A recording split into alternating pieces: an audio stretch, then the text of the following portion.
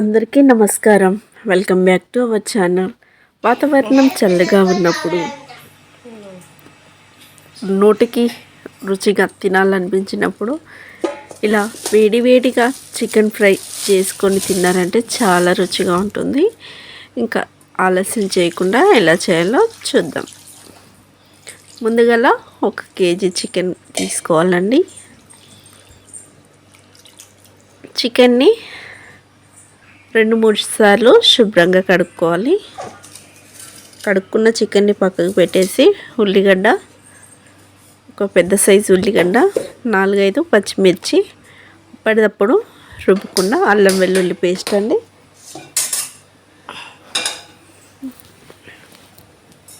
ఇప్పుడు స్టవ్ వెలిగించుకొని ఒక గిన్నె పెట్టుకోవాలి. గిన్నె వేడాక 4-5 టేబుల్ స్పూన్ నూనె పోసుకోవాలి. 1/2 టేబుల్ స్పూన్ జీలకర్ర వేసుకోవాలండి.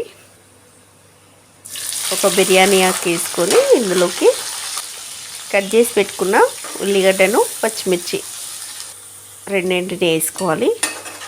మంచి కలర్ వచ్చే వరకు వీటిని నూనెలో ఫ్రై చేసుకోవాలండి. ఇప్పుడు ఇలా ఫ్రై అయ్యాక శుభ్రంగా కడిగి పెట్టుకున్న చికెన్ని వేసుకొని బాగా కలుపుకోవాలి.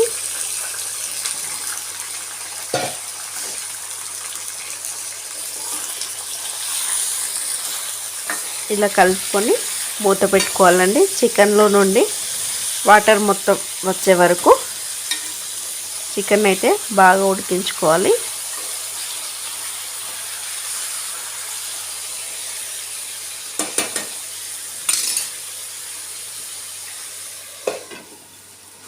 ఖరాబ్ అవుతుంది జిల్లు కొడతాం. చూడండి చికెన్లో నుండి ఎన్ని వాటర్ వచ్చాయో మీకే తెలుస్తుంది కదా.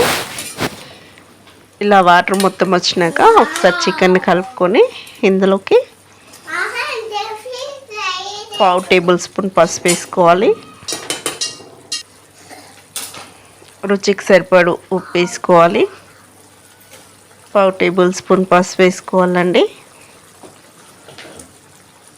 అలాగే మనం ముందుగా దంచి పెట్టుకున్న అల్లం వెల్లుల్లి పేస్ట్ 2 టేబుల్ స్పూన్ వేసుకొని ఇలా బాగా కలుపుకోవాలండి.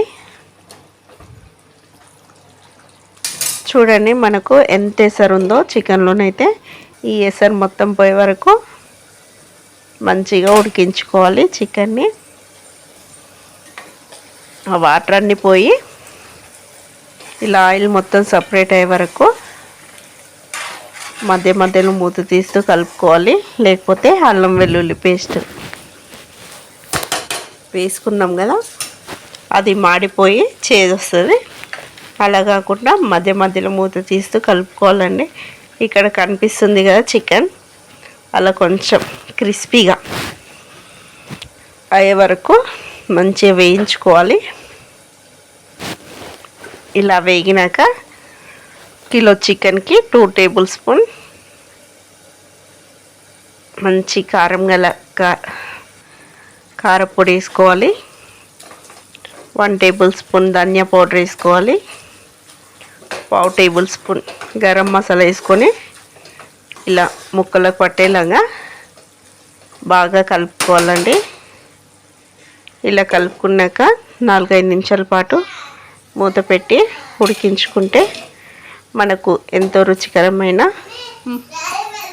చికెన్ వేపుడు ఫ్రై అయితే రెడీ అయినట్లే ఫ్రెండ్స్.